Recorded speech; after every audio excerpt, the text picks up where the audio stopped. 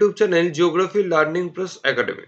আজকে তোমাদের সঙ্গে আলোচনা করব যারা এবছর 2025 সালের উচ্চ মাধ্যমিক পরীক্ষার্থী রয়েছে, যাদের বিষয় ভূগোল। তোমাদেরই এই বছর কি কি গুরুত্বপূর্ণ প্রশ্ন বা ভূগোলের কোন কোন অংশগুলো এই বছরে খুবই গুরুত্বপূর্ণ, সেটা নিয়ে আজকে ডিটেলসে সেই সমস্ত সম্ভাব্য প্রশ্নগুলো নিয়ে আলোচনা করব। তো তার আগে আমরা বলে রাখি যে আমাদের উচ্চ মাধ্যমিকে আমাদের যে বড় প্রশ্ন এসে থাকে সেটা হচ্ছে 7 নম্বর এসে থাকে। এই 7 নম্বর প্রশ্ন কখনো ডিরেক্ট দেয় না। এই 7 নম্বর প্রশ্নটা বিভিন্ন পার্টে পার্টে ভেঙে ভেঙে দেয়। যেমন আমরা বলতে পারি দিয়ে দিল 4+3, এইভাবেও দিয়ে দিতে পারে। আবার দিয়ে দিল 5+2, এইভাবেও দিয়ে দিতে পারে। আবার দিয়ে দিতে পারে 3+3+1, এইভাবেও দিয়ে দিতে পারে। আবার দিয়ে দিল 2+2+2+1, এইভাবেও দিয়ে দিতে পারে। আবার দিয়ে দিতে পারে 6+1। তাহলে এইভাবে আমাদের কোশ্চেন প্যাটার্ন আসে। কখনো ডিরেক্ট আমরা 7 নম্বরের প্রশ্ন পাই না, আমরা প্রশ্ন কিন্তু পার্ট বাই পার্ট ভেঙে দিই। তো এই যেহেতু আমাদের পার্ট বাই পার্ট প্রশ্নগুলো এইভাবে ভেঙে ভেঙে দেয়, এই ছোট বড় সব মিলে কিন্তু আমাদের একটু বেশি আমাদের উচ্চ মাধ্যমিকে পড়তে হয়। তো আমাদের এই যে 7 নম্বরের যে প্রশ্ন আসে, সেই 7 নম্বরের প্রশ্ন মধ্যে টোটাল 5টা প্রশ্ন আমাদের এখানে লিখতে হয়। তাহলে টোটাল আমাদের 35 নম্বরে কিন্তু থাকে ব্রড কোশ্চেন। এবার এই যে 5টা যে প্রশ্ন থাকে, 5টা প্রশ্নের মধ্যে প্রাকৃতিক থেকে থাকবে 2টো প্রশ্ন। আমি যদি লিখে দিই এখানে, তাহলে হচ্ছে প্রাকৃতিক থেকে থাকে 2টো প্রশ্ন। তার মধ্যে আমরা অর পাই। আর অর্থনৈতিক থেকে থাকে 3টে প্রশ্ন। আর অর্থনৈতিক থেকে কটা থাকবে? অর্থনৈতিক থেকে থাকবে 3টে প্রশ্ন থাকবে। তাহলে টোটাল আমরা পাচ্ছি 5টা প্রশ্ন, 3 + 2 5। তাহলে এই যে 5টা প্রশ্ন, এই 5টা প্রশ্ন থাকে 7 নম্বরে। টোটাল হচ্ছে আমাদের 35 নম্বর। তো আজকে আমরা আলোচনা করব প্রাকৃতিক ভূগোল থেকে কিছু গুরুত্বপূর্ণ অংশ এবং কি কি প্রশ্ন আসার সম্ভাবনা রয়েছে, অর্থাৎ 2 নম্বরের প্রশ্ন আমরা কোন কোন পোর্শনগুলোকে রেডি করলে কমন পাবো বা এই দুটো কোশ্চেন আমরা কমন পাবো, সেটা নিয়ে আমরা আজকে আলোচনা করব। তাহলে দেখো আমাদের এই যে কোশ্চেন সেট যেটা দেওয়া রয়েছে সেটা কিন্তু 2+3+5 এইভাবে কিন্তু ভেঙে ভেঙে দেওয়া রয়েছে। যেহেতু আমাদের ভাঙা ভাঙা প্রশ্ন মানে পার্ট বাই পার্ট প্রশ্ন, তাই একটু বেশি আমাদের এখান থেকে পড়তে হবে। তাহলে এই হচ্ছে আমাদের কোশ্চেন প্যাটার্ন। আমরা এই বিষয়ে যদি তোমাদের অবগত না থাকে বা যদি তোমরা এটা জেনে না থাকো, তাহলে তোমরা জানতে পারলে।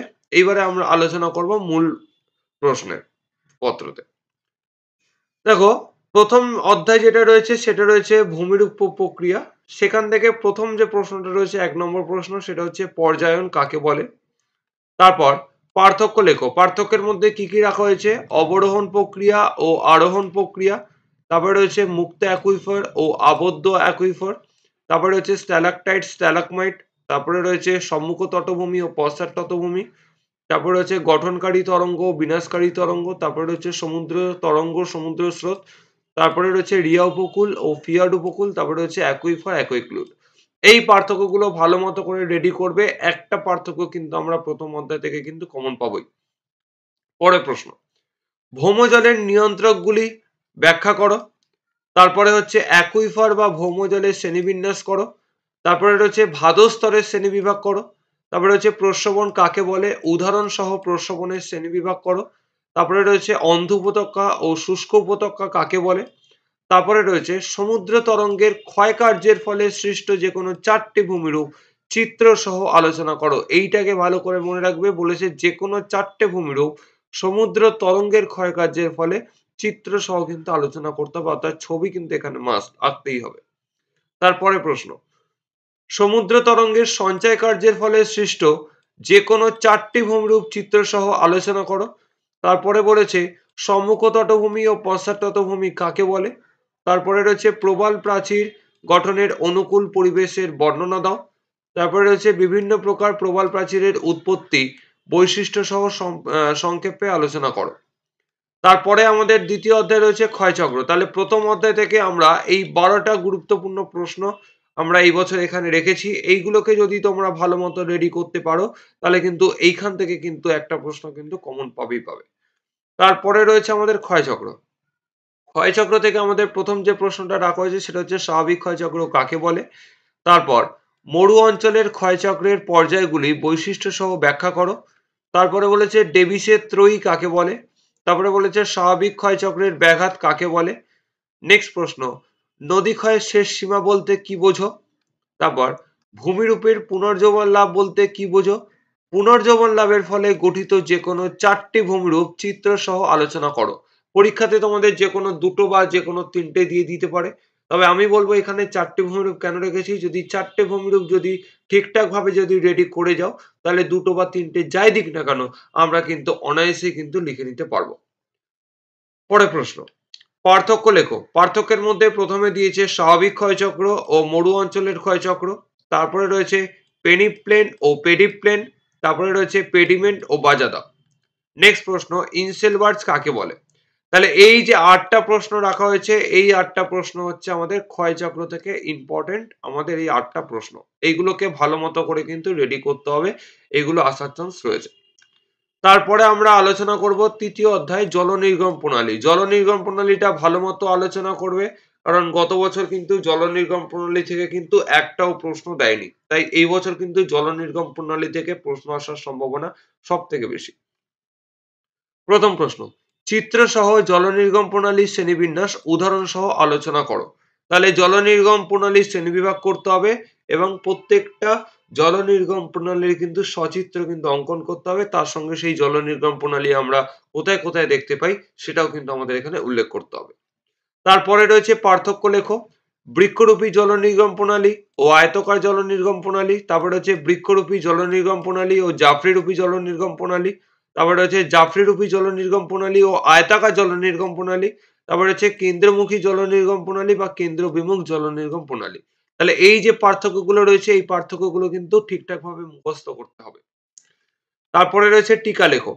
টিকার মধ্যে প্রথম যে টিকা দেওয়া হয়েছে সেটা হচ্ছে পরবর্তী নদী, বিপরা নদী, হেরিংবোন নদী নকশা, অঙ্গুরীয় জল নির্গম প্রণালী। তারপরে রয়েছে সমান্তরাল জল নির্গম প্রণালী, বৃক্ষরূপী জল নির্গম প্রণালী, জাফরিরূপী জল নির্গম প্রণালী, পিনের জল নির্গম প্রণালী। এই টিকাগুলোকে ভালো মতো করে কিন্তু রেডি করবে, প্রত্যেকটা সংজ্ঞা, দুটো করে বৈশিষ্ট্য এবং একটি করে উদাহরণ। তারপরে অর্ধারোপিত নদী কাকে বলে। তাহলে এই 4টে হচ্ছে জল নির্গম প্রণালী থেকে খুবই ইম্পর্টেন্ট, এইগুলোকে ভালো মতো করে কিন্তু রেডি করবে, কারণ এই বছর কিন্তু জল নির্গম প্রণালী কিন্তু মোস্ট ইম্পর্টেন্ট। এখান থেকে একটা প্রশ্ন কিন্তু আসবেই আসবে। তারপর মৃত্তিকা। মৃত্তিকা অধ্যায় থেকে আমরা কি কি প্রশ্ন গুরুত্বপূর্ণ হিসেবে পড়ব। প্রথম প্রশ্ন হচ্ছে সেটা হচ্ছে যে মৃত্তিকা গঠনে আদিশিলা, জলবায়ু, জীবজগৎ ও ভূপ্রকৃতির ভূমিকা লেখো। যে কোনো দুটো নিয়ে আসতে পারে 5+5 বা যে কোনো একটা নিয়েও 6+1 এইভাবে আসতে পারে। তাহলে মৃত্তিকা গঠনে আদিশিলা, জলবায়ু, জীবজগৎ ও ভূপ্রকৃতির ভূমিকা লেখো, মোস্ট ইম্পর্টেন্ট এই কোশ্চেনটা। তারপর পার্থক্য লেখো। এলুভিয়েশন ও ইলুভিয়েশন, পেডালফর মৃত্তিকা ও পেডোক্যাল মৃত্তিকা, পরিণত মৃত্তিকা, অপরিণত মৃত্তিকা, আঞ্চলিক মাটি, আন্তঃআঞ্চলিক মাটি, মৃত্তিকা স্তর ও পরিলেখ। তারপরে হচ্ছে মৃত্তিকা উর্বরতা ও মৃত্তিকা উৎপাদন ক্ষমতার মধ্যে পার্থক্য। পার্থক্যগুলো কিন্তু ভালো মতো করে কিন্তু মুখস্থ করবে এবং পার্থক্যগুলো থেকে কিন্তু নাম্বার স্কোরিং কিন্তু উচ্চ মাধ্যমিকের সব থেকে বেশি হয়, তাই পার্থক্যের উপর কিন্তু সব থেকে বেশি কিন্তু এখানে গুরুত্ব দেবে। তারপরে প্রশ্ন হচ্ছে মৃত্তিকা পরিলেখ বলতে কি বোঝো। তারপরে হচ্ছে এন্ডোডায়নামিক ও এক্টোডায়নামিক মাটি কাকে বলে। তারপরে বলেছে সোলাম কি, এইগুলো সবই হচ্ছে ছোট প্রশ্ন। তারপরে হচ্ছে এপিপেটন কি। তারপর বলেছে মৃত্তিকা ক্ষয়ের কারণগুলি লেখো, এটা 5 নম্বরের জন্য রেডি করবে মিনিমাম 7টা পয়েন্ট দিয়ে। তারপরে রয়েছে মৃত্তিকা সংরক্ষণের উপায়গুলো লেখো, এটাও মোটামুটি 5 নম্বরের জন্য রেডি করবে। আর এই যে প্রশ্নটা আছে যে মৃত্তিকা গঠনে আদিশিলা, জলবায়ু, জীবজগৎ প্রত্যেকটা ইন্ডিভিজুয়াল কিন্তু 5 মার্কসের মতো করে রেডি করবে। তাহলে মৃত্তিকা থেকে কিন্তু এই 8টা হচ্ছে আমাদের গুরুত্বপূর্ণ প্রশ্ন, এইগুলোকে ভালো করে রেডি করবে, এখান থেকে কমন পাবে। তারপরে আমরা আলোচনা করব বায়ুমণ্ডল। বায়ুমণ্ডল থেকে আমরা কি কি গুরুত্বপূর্ণ প্রশ্ন পেলাম? প্রথমে রয়েছে ঘূর্ণবাদ ও প্রতিভ ঘূর্ণবাদের পার্থক্য, তারপরে রয়েছে উষ্ণ সীমান্ত ও শীতল সীমান্তের পার্থক্য, ক্রান্তীয় ঘূর্ণবাদ ও নাতিশীতোষ্ণ ঘূর্ণবাদের পার্থক্য, এল নিনো ও লা নিনার পার্থক্য, জলজ উদ্ভিদ ও জাঙ্গল উদ্ভিদের পার্থক্য, জাঙ্গল উদ্ভিদ ও লবণাম্ব উদ্ভিদের পার্থক্য। তারপরে রয়েছে ওয়াকার সার্কুলেশন বলতে কি বোঝো? তারপরে রয়েছে ত্রিকোষীয় সংবহন মডেলটি ব্যাখ্যা করো। তারপরে রয়েছে নাতিশীতোষ্ণ ঘূর্ণবাদের উৎপত্তির জীবনচক্রটি ব্যাখ্যা করো। তারপরে রয়েছে জেট স্ট্রিম কাকে বলে? জেট প্রবাহের জীবনচক্রটি ব্যাখ্যা করো। তারপরে রয়েছে আবহাওয়া ও জলবায়ুর ওপর জেট বায়ুর প্রভাব আলোচনা করো। তারপর জাঙ্গল উদ্ভিদ ও জলজ উদ্ভিদের অভিযোজনগত বৈশিষ্ট্য লেখো। তারপরে হচ্ছে স্বাভাবিক উদ্ভিদের উপর জলবায়ুর প্রভাব আলোচনা করো। তারপরে রয়েছে ওজোন স্তর বিন্যাসের কারণগুলো লেখো। আর শেষ প্রশ্ন হচ্ছে গ্রিনহাউস গ্যাসের প্রভাব আলোচনা করো, এটিকে কিভাবে নিয়ন্ত্রণ করা যায়। তাহলে এই যে 10টা প্রশ্ন, এই 10টা প্রশ্ন হচ্ছে আমাদের বায়ুমণ্ডল থেকে কিন্তু খুবই গুরুত্বপূর্ণ প্রশ্ন। এরপরে আমরা আসবো জীববৈচিত্র্য। জীববৈচিত্র্য একটা ছোট্ট অধ্যায়, তাই আমরা এইখান থেকে কোন কোন প্রশ্নগুলো রেডি করব সেটা হচ্ছে জীববৈচিত্র্য সংরক্ষণের কৌশলগুলো উল্লেখ করো, জীববৈচিত্র্যের গুরুত্ব লেখো। তারপরে রয়েছে টিকা, এক্সিটু ও ইনসিটু, জীববৈচিত্র্যের উষ্ণায়ন বা হটস্পট আমরা যাকে বলি বায়োডাইভার্সিটি হটস্পট। তারপরে রয়েছে red data book, green data book, আর একটা রয়েছে বাস্তুতান্ত্রিক জীববৈচিত্র্য। তাহলে এইগুলোর আমরা 2 নম্বরের জন্য টিকা হিসেবে রেডি করব, আর এইগুলো হচ্ছে 5 মার্কসের জন্য। জীববৈচিত্র্যের সংরক্ষণ ও জীববৈচিত্র্যের গুরুত্ব 5 মার্কস। আর এখান থেকে আর কোনো প্রশ্ন করতে হবে না, এইগুলোই ইম্পর্টেন্ট। তারপরে রয়েছে দুর্যোগ ও বিপর্যয়। দুর্যোগ বিপর্যয় থেকে আমরা কি কি প্রশ্ন করব? একদম মোস্ট ইম্পর্টেন্ট কোশ্চেন হচ্ছে দুর্যোগ ও বিপর্যয়ের পার্থক্য। এটা প্রত্যেক বছরই 1 বছর অন্তর অন্তর আসে, তাই এই প্রশ্নটাকে ভালো মতো করে রেডি করবে। দুর্যোগ ও বিপর্যয়ের পার্থক্য খুবই ইম্পর্টেন্ট। তারপরে বলেছে টিকা লেখো।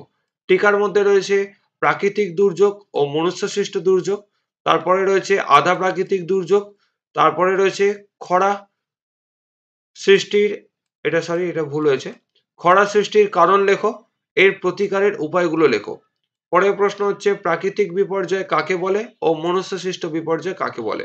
তাহলে এইগুলো হচ্ছে আমাদের দুর্যোগ ও বিপর্যয় থেকে গুরুত্বপূর্ণ প্রশ্ন।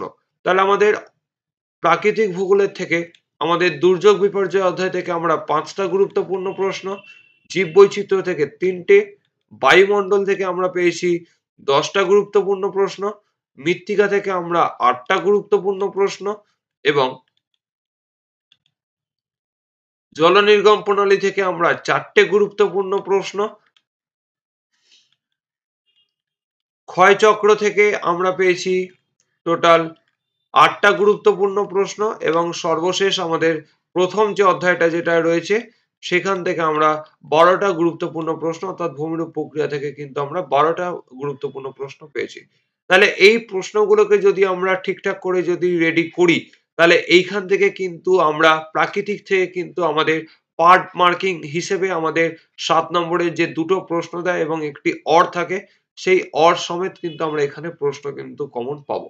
তাহলে এই প্রশ্নগুলো আমরা এই বছরে ভালো মতো করে রেডি করব, যেখানে আমাদের চিত্র সহ যে প্রশ্নগুলো আমাদের দেওয়া রয়েছে সেগুলো চিত্র ও উদাহরণ দিয়ে আমাদের ভালো মতো করে প্র্যাকটিস করতে হবে, এবং কিছু গুরুত্বপূর্ণ পার্থক্য এখানে দেওয়া রয়েছে, কিছু গুরুত্বপূর্ণ টিকা এখানে দেওয়া রয়েছে, বিভিন্ন কারণ দেওয়া রয়েছে, এইগুলোকে কিন্তু আমরা এইখান থেকে ভালো মতো করে রেডি করব, এবং প্রত্যেকটা অধ্যায় থেকে কিন্তু বাছাই করা কিছু প্রশ্ন এবং বিগত বছরের যে প্রশ্নগুলো এসে গেছে সেই পোর্শনগুলোকে বাদ দিয়ে বাকি যে ইম্পর্টেন্ট প্রশ্নগুলো সেগুলো আমরা 5 ইয়ার্স যে আমাদের এইচএস এক্সাম হয়, সেই এইচএস এক্সামের 5 ইয়ার্স এর কোশ্চেন ঘাটাঘাটি করে কিন্তু আমরা এই গুরুত্বপূর্ণ প্রশ্নগুলোকে কিন্তু এখানে উপস্থাপন করা হয়েছে, যেগুলো এই বছর 2025 সালের শেষ উচ্চ মাধ্যমিক ব্যাচের জন্য খুবই ইম্পর্টেন্ট প্রাকৃতিক অধ্যায় থেকে। তো আজকে আমাদের এইটুকুই আলোচনা রইল। পরবর্তী ভিডিওতে তোমাদের সঙ্গে আলোচনা করব অর্থনৈতিক ভূগোল থেকে কি কি গুরুত্বপূর্ণ প্রশ্ন আমরা এই বছরের জন্য রেডি করব। সকলে সুস্থ থেকো, ভালো থেকো, ধন্যবাদ।